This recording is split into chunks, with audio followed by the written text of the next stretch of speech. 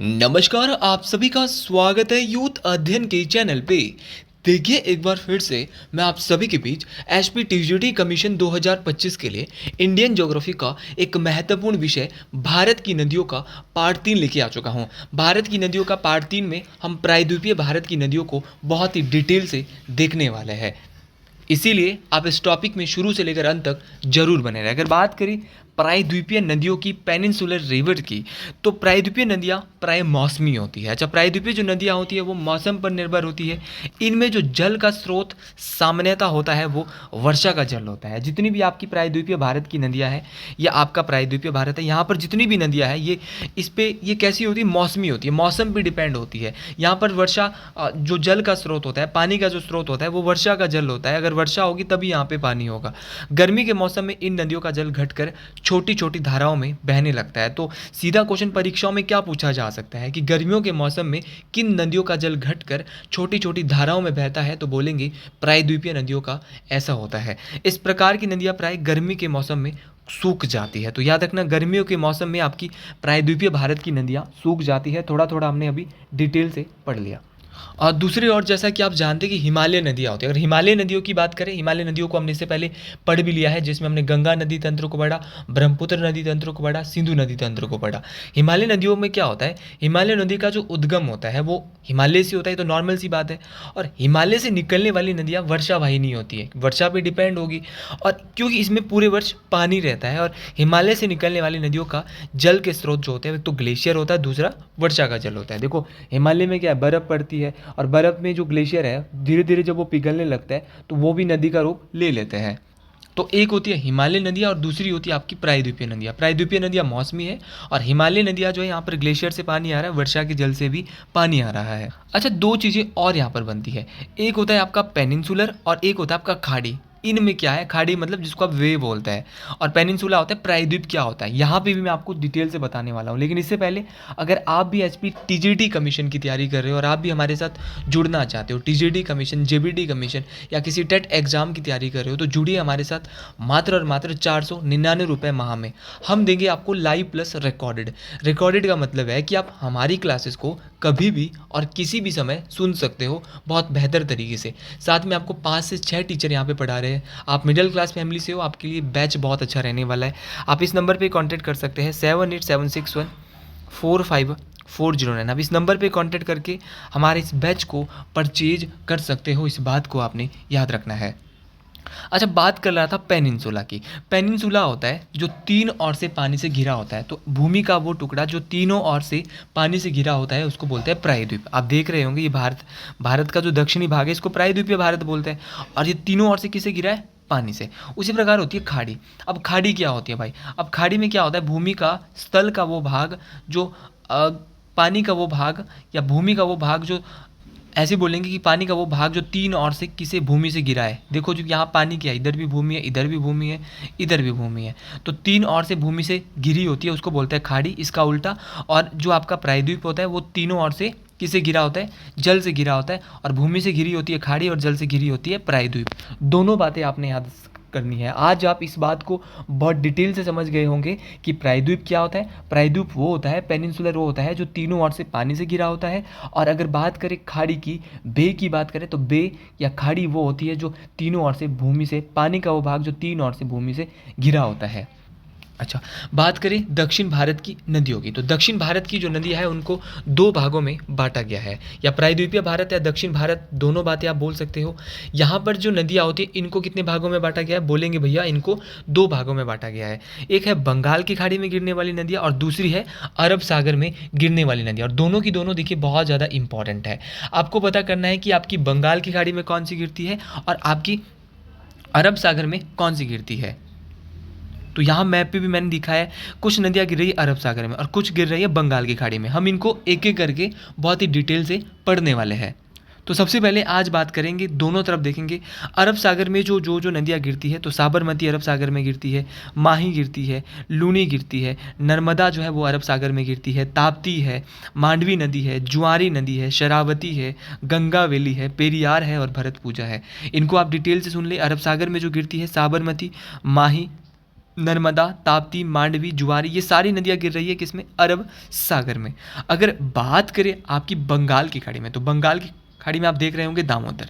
स्वर्ण रेखा नदी भी बंगाल की खाड़ी में गिरती है, वैतरणी नदी भी बंगाल की खाड़ी में गिरती है, ब्राह्मणी नदी हो गया, महानदी हो गया, गोदावरी, कृष्णा, कावेरी, पेनार, वैगई तथा ताम्रपर्णी। सीधा क्वेश्चन ये भी पूछा जाता है किस दिशा की ओर?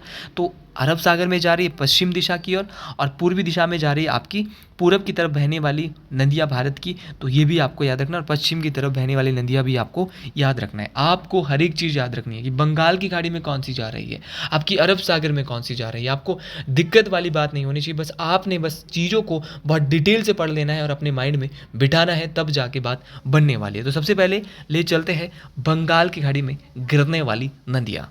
तो सबसे पहले आज जो हम देखने वाले हैं वो देखने वाले हैं बंगाल की खाड़ी में गिरने वाली नदियाँ। अच्छा, बंगाल की खाड़ी में जो नदी गिरती है सबसे पहले देखेंगे दामोदर।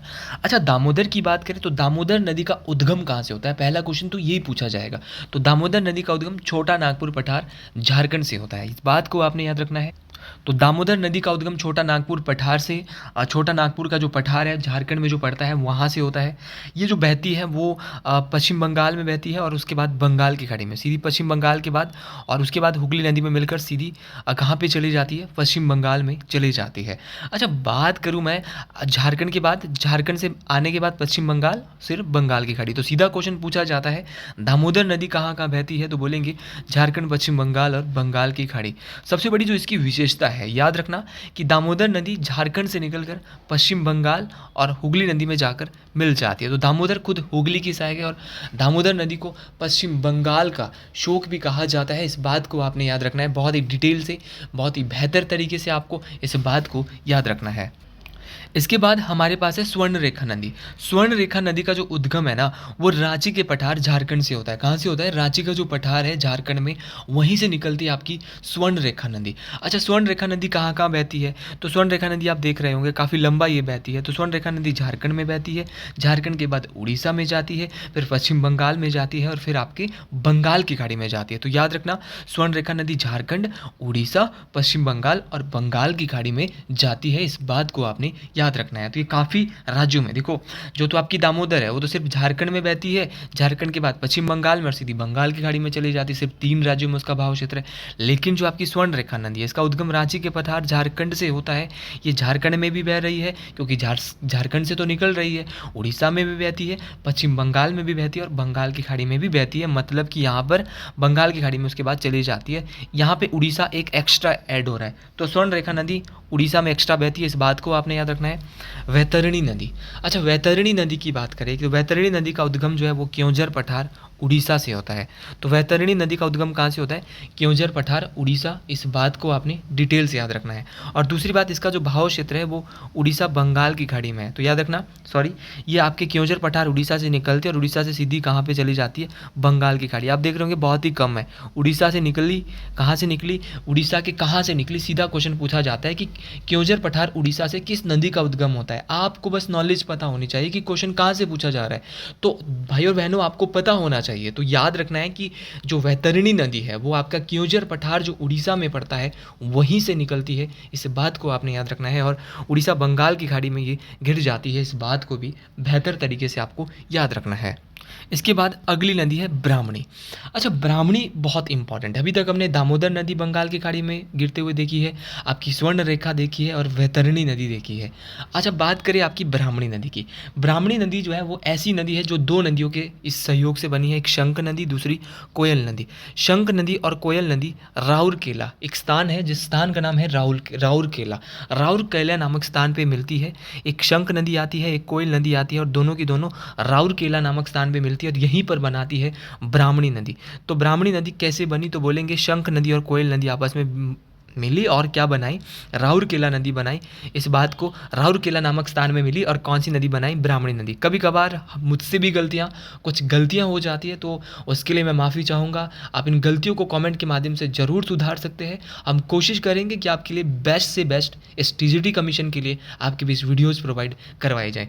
अच्छा, जो ब्राह्मणी नदी है इसकी विशेषता क्या है?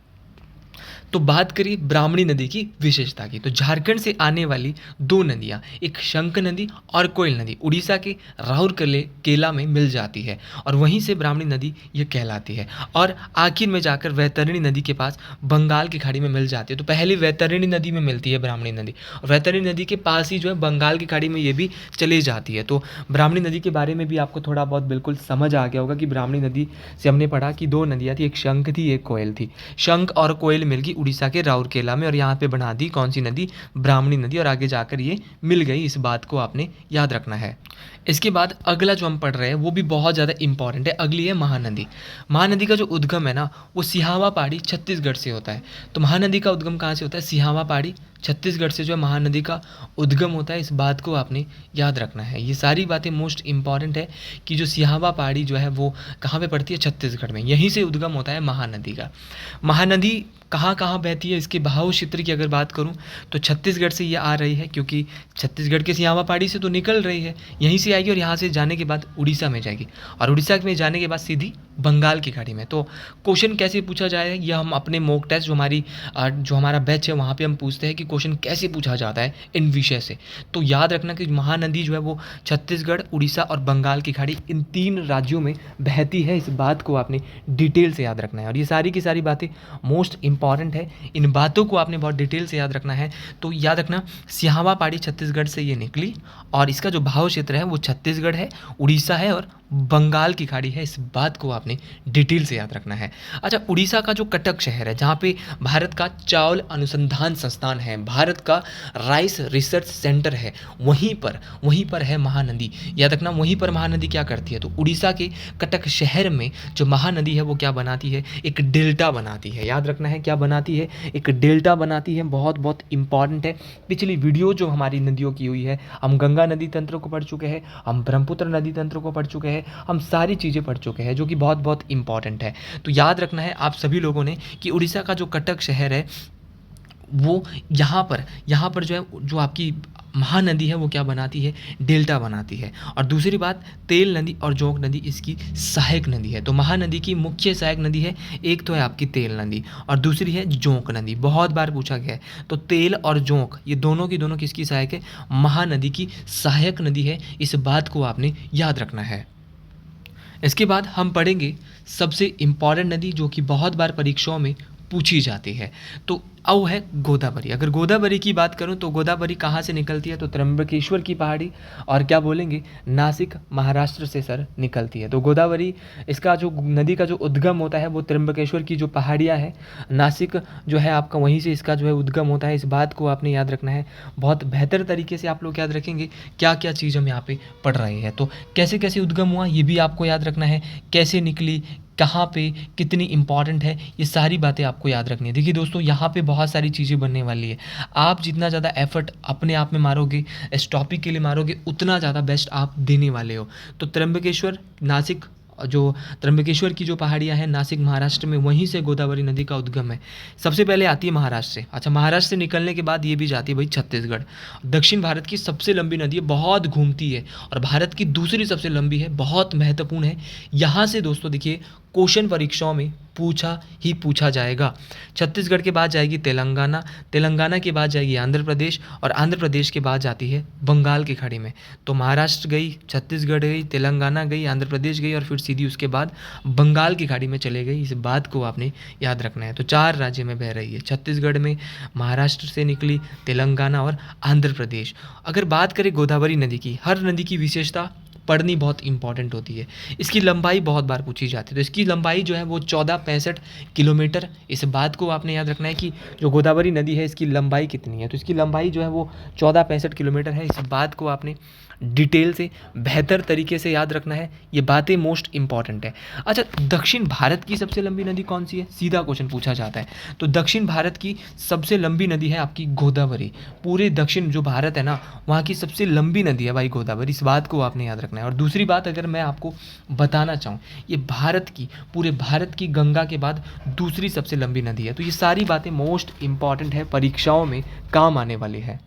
और दूसरी बात आपको जो याद रखनी है, देखिए गोदावरी के बहुत सारे उपनाम हैं। अच्छा, उपनाम क्या है? सबसे पहले तो हमने जाना इसकी लंबाई कितनी है। दक्षिण भारत की सबसे लंबी नदी है और पूरे भारत की दूसरी सबसे लंबी नदी है। अच्छा, गोदावरी नदी को बृहद्गंगा, सीधा क्वेश्चन पूछा जाएगा, भारत की वो कौन सी नदी है जिसको बृहद्गंगा या बूढ़ी गंगा कहा जाता है। इसको दक्षिणी गंगा भी कहा जाता है। तो दक्षिण भारत की गंगा अलग है लेकिन दक्षिणी गंगा अलग है। तो दक्षिणी गंगा, बूढ़ी गंगा और आपकी बृहद्गंगा किस नदी को कहा जाता है, इस बात को आपने याद रखना है, बहुत ही डिटेल से याद रखना है। तो ये गोदावरी को ही कहा जाता है। अगर बात करें नासिक शहर, जहाँ पे कुंभ का मेला भी लगता है, वो भी गोदावरी नदी के तट पर स्थित है। तो नासिक शहर कहाँ पर है? ये गोदावरी नदी के तट पर है, इस बात को आपने याद रखना है। ये है आपकी गोदावरी। अच्छा, गोदावरी की कुछ सहायक नदियों की बात करते हैं। गोदावरी त्र्यंबकेश्वर की पहाड़ी से आई। पूर्णा इसकी सहायक है, किस साइड से है? तो बोलेंगे इसके बाएं साइड से आ रही है। फिर इसके दाएं साइड से सिर्फ एक ही सहायक है जिसका नाम है मंजीरा। क्या नाम है? मंजीरा। तो मंजीरा भी किसकी सहायक है? आपकी गोदावरी की सहायक है। फिर गोदावरी आगे गई, फिर आती है पेन गंगा। पेन गंगा होगी, वर्धा होगी, वेन गंगा होगी, प्राणहिता होगी। देखो, पेन गंगा आई, इसमें मिली वर्धा, फिर मिली वेनगंगा। तो जब ये मिल रही तो इसका नाम एक ही हो गया, प्राणहिता। क्या पड़ गया? प्राणहिता। और प्राणहिता किसकी सहायक है? गोदावरी की ही सहायक है। तो ये सारी नदी पेन गंगा, वर्धा और वेनगंगा आगे जाकर क्या बनाती है? प्राणहिता। कभी सीधा क्वेश्चन भी आता है, पेन गंगा हो गया, वर्धा हो गया, वेनगंगा हो गया, ये किसकी सहायक नदियाँ हैं? तो सीधा बोलेंगे ये गोदावरी की सहायक नदियाँ हैं सर, इस बात को आपने याद रखना है। इंद्रावती हो गया, सबरी हो गया, ये किसकी सहायक है? तो इंद्रावती और सबरी जो है वो गोदावरी की सहायक नदियाँ हैं, इस बात को भी आपने याद रखना है। इसके बाद आता है आपका कृष्णा नदी। अच्छा भाई, कृष्णा नदी की बात करें जरा, कृष्णा के क्या क्या क्या क्वेश्चन पूछे जाएंगे। अच्छा, कृष्णा नदी मैं आपको दिखा देता हूँ थोड़ी मैप से, इसकी सहायक नदियाँ मैंने ऊपर यहाँ पे लिख भी दी है। तो ये है कृष्णा। कृष्णा की सहायक है, देखो जैसे महाबलेश्वर से कृष्णा नदी आती है जो कि पश्चिमी घाट महाराष्ट्र में है। भीमा जो है वो कृष्णा की सहायक है। भीमा के अलावा मूसा नदी या मूसी नदी कृष्णा की सहायक है। तुंग और भद्रा, तुंगभद्रा नदी जो बनाती है वो भी कृष्णा की सहायक है। मालप्रभा हो गया, घटप्रभा हो गया, कोयना हो गया। आप एक बार इसको देख लीजिएगा, ये सारी की सारी किसकी सहायक है? कृष्णा नदी की सहायक नदी है। अब दोबारा आते हैं कृष्णा नदी पे। अगर कृष्णा की बात करें तो कृष्णा नदी का जो उद्गम है वो महाबलेश्वर की पहाड़ी पश्चिमी घाट महाराष्ट्र से होता है। तो सीधा क्वेश्चन पूछा जाता है कि भारत की वो कौन सी नदी है जो महाबलेश्वर की पहाड़ी पश्चिमी घाट महाराष्ट्र से निकलती है? तो आपको याद रखना है कि वो और कोई नहीं, वो आपकी कृष्णा नदी है, इस बात को आपने याद रखना। याद रखना, ये प्रायद्वीपीय भारत की दूसरी सबसे लंबी नदी है। सीधा क्वेश्चन पूछा जाएगा कि प्रायद्वीपीय भारत की दूसरी सबसे लंबी नदी कौन सी है? तो बोलेंगे भैया कृष्णा नदी है, इस बात को आपने डिटेल से याद रखना है। अच्छा, ये कहाँ कहाँ बहती है? तो ये महाराष्ट्र, कर्नाटका, तेलंगाना, आंध्र प्रदेश और बंगाल की खाड़ी में। तो ये भी सेम जा रही है, कर्नाटका भी जा रही है, तेलंगाना भी जा रही है, आंध्र प्रदेश में भी जा रही है और फिर उसके बाद बंगाल की खाड़ी में जाती है। भारत की दूसरी, गोदावरी के बाद दक्षिण भारत की दूसरी सबसे लंबी नदी है, इस बात को आपने याद रखना। अगर बात करें इसकी सहायक है कोयना। कोयना जो इसकी सहायक है, किसकी? कृष्णा की सहायक है कोयना। तो कोयना जो नदी है उसको महाराष्ट्र की लाइफ लाइन, महाराष्ट्र की जीवन धारा भी कहा जाता है। इस बात को आपने याद रखना है कि कृष्णा की वो कौन सी सहायक नदी है जिसको महाराष्ट्र की जीवन धारा कहा जाता है? तो बोलेंगे सर कोयना नदी को महाराष्ट्र की जीवन धारा कहा जाता है। अच्छा, कृष्णा की एक सहायक है मूसी। मूसी नदी हैदराबाद शहर के तट पर स्थित है। तो याद रखना है कि जो मूसी नदी है वो किस शहर के तट पर है? तो बोलेंगे हैदराबाद जो आपका शहर है, इस शहर के तट पर है आपकी मूसी नदी, इस बात को आपने याद रखना है। इसके अलावा आपका आंध्र प्रदेश, आंध्र प्रदेश के विजयवाड़ा के पास ये क्या बनाती है? याद रखना कि आंध्र प्रदेश का जो एक शहर है विजयवाड़ा, तो कृष्णा नदी आंध्र प्रदेश में विजयवाड़ा के पास क्या बना रही है? डेल्टा। तो आंध्र प्रदेश की विजयवाड़ा में डेल्टा बनाने वाली नदी तो बोलेंगे कृष्णा नदी। कृष्णा की सहायक मूसी किस शहर के पास है? हैदराबाद शहर के पास है।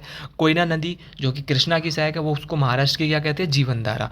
कृष्णा बह रही है महाराष्ट्र में, कर्नाटका में, तेलंगाना में, आंध्र प्रदेश में और उसके बाद जाती है तत्पश्चात बंगाल की खाड़ी में, निकलती है महाबलेश्वर की पहाड़ी पश्चिमी घाट महाराष्ट्र से। कृष्णा के बाद हम पढ़ेंगे छोटी छोटी सहायक नदियों को, जैसे कि पेनार नदी। पेनार भी बंगाल की खाड़ी में गिरती है।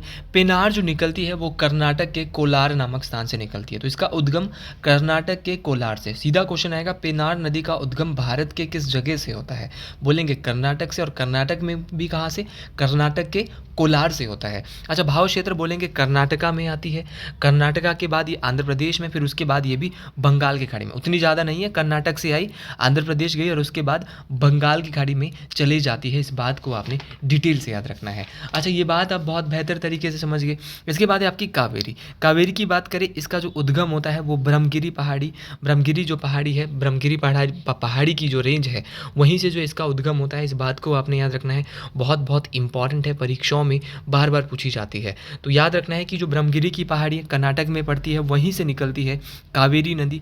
कावेरी के बारे में बहुत सारी चीज़ें, लेकिन कावेरी के बारे में इतना याद रखिएगा, ये कर्नाटका से निकली, फिर तमिलनाडु गई और तमिलनाडु के बाद बंगाल की खाड़ी में। बहाव क्षेत्र बहुत इंपॉर्टेंट है, अगर आपको बहाव क्षेत्र नहीं आता ना तो फिर आपको दिक्कत होने वाली है। तो याद रखना है ना, कावेरी नदी कर्नाटका से तमिलनाडु और तमिलनाडु से बंगाल की खाड़ी में चले जाती है। इस बात को आपने डिटेल से याद रखना है। और अगर बात करें कावेरी नदी की, तो कावेरी नदी के बारे में जो विशेषता है, मुख्य बातें हैं जो परीक्षाओं में पूछी जा सकती है, बोलेंगे यह दक्षिण भारत की एकमात्र सदाबहार नदी है। सदाबहार नदी है क्योंकि इसमें पूरे वर्ष पानी रहता है। सदाबहार वो नदी होती है जहाँ पर क्या रहता है, पूरे वर्ष जल रहता है। तो दक्षिण भारत की एकमात्र, क्योंकि दक्षिण भारत की मैंने शुरू में ही बताया था जितनी भी नदियाँ हैं वो मौसमी नदियाँ हैं, लेकिन जो आपकी कावेरी नदी है दोस्तों, वो दक्षिण भारत की एकमात्र सदाबहार नदी है, क्योंकि इसमें क्या है, पूरे वर्ष क्या रहता है, पानी रहता है। और इसे दक्षिण भारत की गंगा भी कहा जाता है। तो दक्षिण भारत की गंगा किसको कहते हैं, कावेरी को। तो आप अगर हमसे कोचिंग लेना चाहते हैं तो 7876145409 इस नंबर पे कांटेक्ट कर सकते हैं। तो आपको इतना तो क्लियर हो ही गया होगा।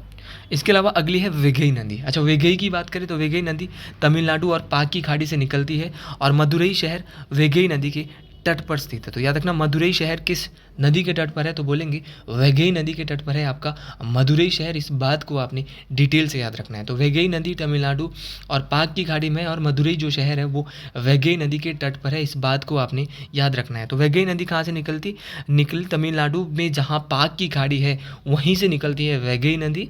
और सिर्फ ये आपका जो मदुरई शहर जो कि बड़ा फेमस है वो वैगई नदी के तट पर है। इस बात को आपने याद रखना है। एक नदी और है ताम्रपर्णी।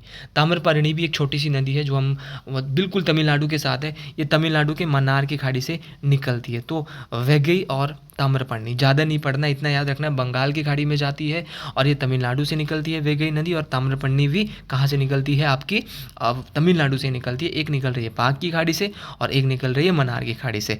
आपका जो मदुरई शहर है वो किस नदी पर है, तो बोलेंगे वैगई नदी पर है। इस बात को आपने याद रखना है। अच्छा, दक्षिणी गंगा अगर बोला तो भैया दक्षिणी गंगा आपने बोला, किसको बोला, दक्षिणी गंगा बोला गोदावरी को, लेकिन दक्षिण भारत की गंगा जो बोला वो आपने किसको बोला, वो बोला था आपने कावेरी नदी को।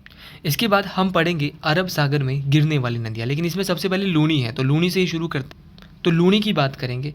तो अगर लूनी नदी की मैं बात करूं तो जो लूनी नदी है वो अरावली पहाड़ी अजमेर राजस्थान से निकलती है। तो अरावली जो माउंटेन रेंज है, अरावली की जो पहाड़ियां हैं जो कि अजमेर राजस्थान के अंतर्गत सबसे ज़्यादा पड़ती है, यहीं से निकलती है आपकी लूनी नदी। और याद रखना, ये राजस्थान से बहते हुए गुजरात से कच्छ के रण में। तो लूनी नदी किस दिशा में पश्चिम जाती है, पूर्व दिशा में। अरब सागर किस दिशा में है, तो बोलेंगे अरब सागर है आपका पश्चिमी दिशा में। तो लूनी नदी पश्चिम दिशा में बहने वाली नदी है। उद्गम हुआ था अरावली पहाड़ी अजमेर से, राजस्थान में बहती है, राजस्थान में बहने के बाद गुजरात में बहती है, गुजरात के बाद कच्छ के रण में चली जाती है।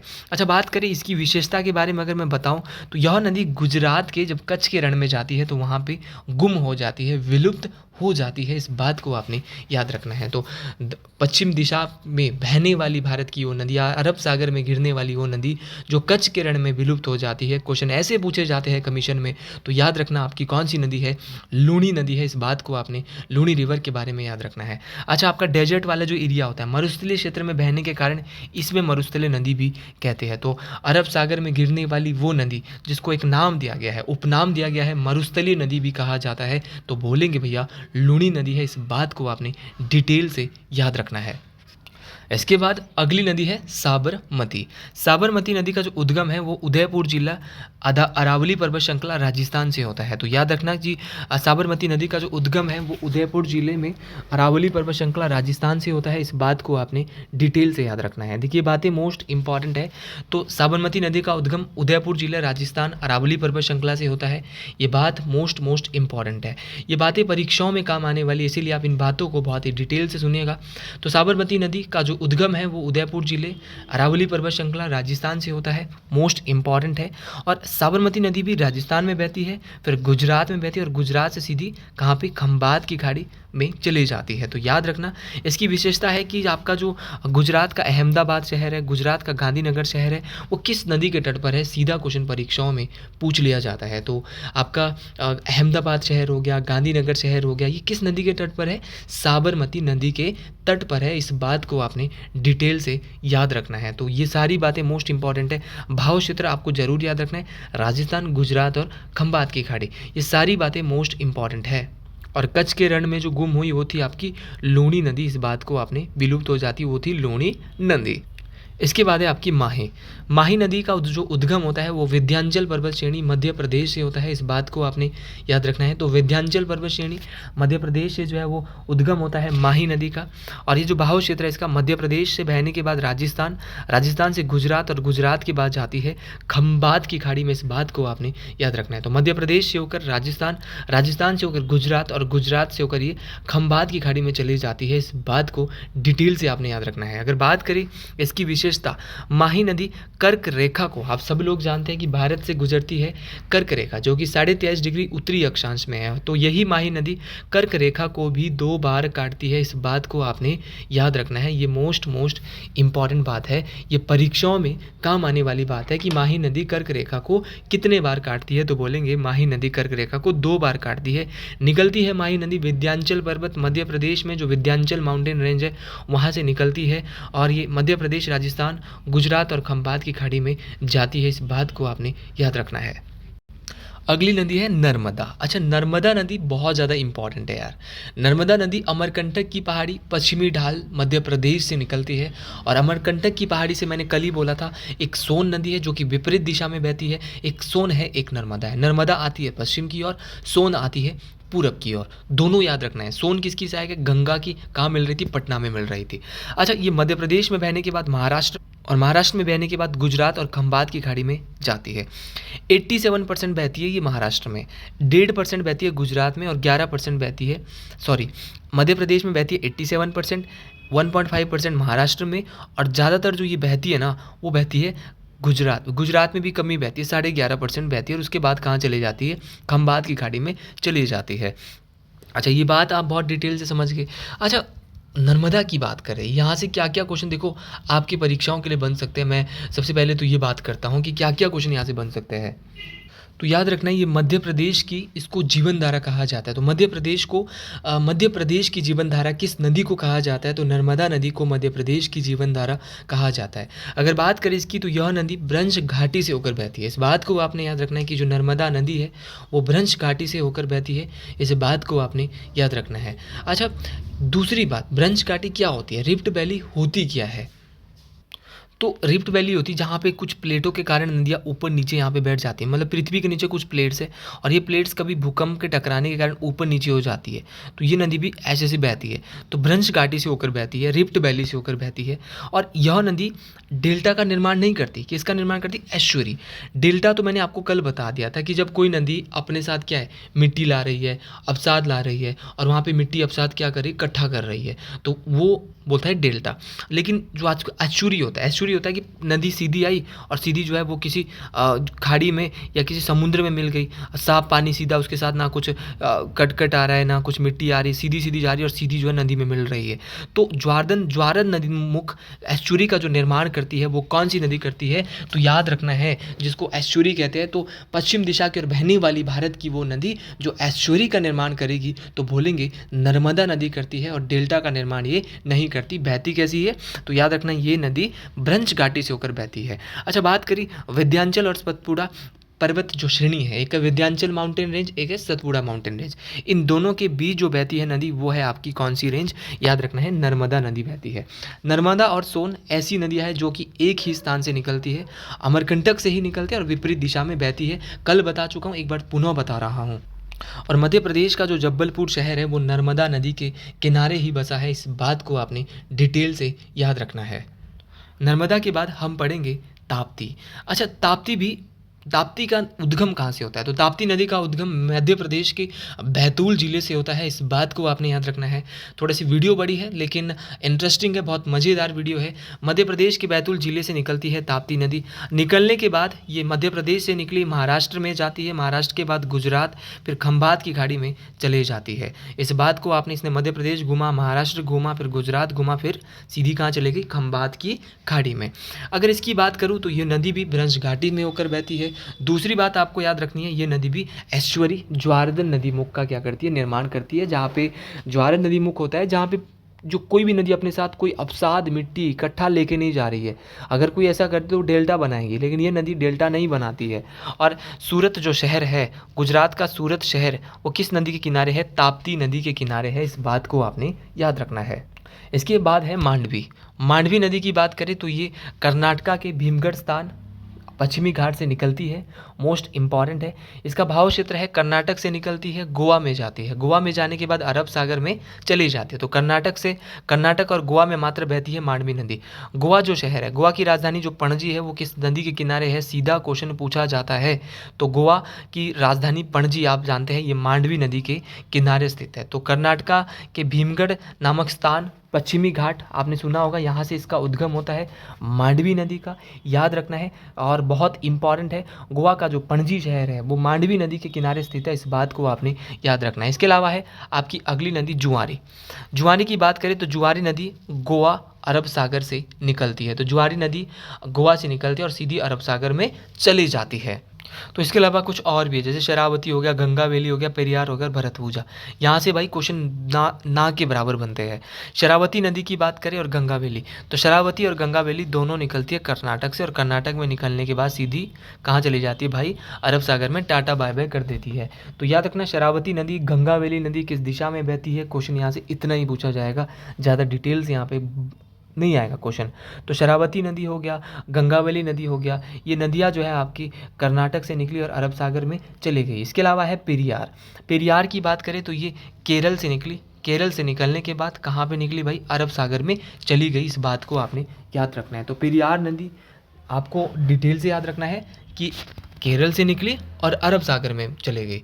दूसरा आपको भरतपूजा नदी की बात करता हूँ, तो भरतपूजा नदी तमिलनाडु से निकली, फिर केरला में गई और केरला के बाद अरब सागर में चली गई। इस बात को आपने डिटेल से याद रखना है। तो आपको सारी बातें याद रखनी है, शरावती नदी, गंगावैली नदी और आपको पेरियार नदी, भरतपूजा नदी, ये सारी बातें आपको डिटेल से याद रखनी है, ठीक है। तो ये सारी बातें मोस्ट इंपॉर्टेंट है। शरावती हो गया, गंगावैली हो गया, एक कर्नाटक से आई और अरब सागर में गई, और आपकी पेरियार नदी भी पश्चिम दिशा की ओर। तो पश्चिम दिशा की ओर बहने वाली, हमने देखो दोस्तों सारी नदियाँ हमने पढ़ ली है। हमने लूनी पढ़ा, हमने साबरमती पढ़ा, हमने माही पढ़ा, हमने नर्मदा पढ़ ली, ताप्ती पढ़ ली, मांडवी पढ़ ली, जुआरी पढ़ ली, शरावती पढ़ ली, गंगावली पढ़ ली, पेरियार पढ़ ली, भरतपूजा पढ़ ली। तो आपको मैं सारी नदियाँ पढ़ा चुका हूँ। एक पढ़ाई थी हमने बंगाल की खाड़ी में, एक पढ़ाई थी हमने कहाँ की ओर? अरब सागर में गिरने वाली। तो बंगाल की खाड़ी और अरब सागर में गिरने वाली नदियों को हमने, नदियों वाला विषय आज हमने कंप्लीट कर लिया, जो कि बहुत बड़ा विषय अपने आप में था। और अगर आप भी हमसे कोचिंग लेना चाहते हैं तो आप दिए गया जो शुरू में ही मैंने नंबर दिया है उस नंबर पे कांटेक्ट कीजिए 7876145409। आप इस नंबर पे कांटेक्ट कर सकते हैं। और अगर आपको भी ये वीडियो अच्छी लगी है तो कमेंट बॉक्स में ज़रूर लिखिए हर हर महादेव, जय मां मंगयाणी, जय श्री कुल महाराज, हर हर महादेव।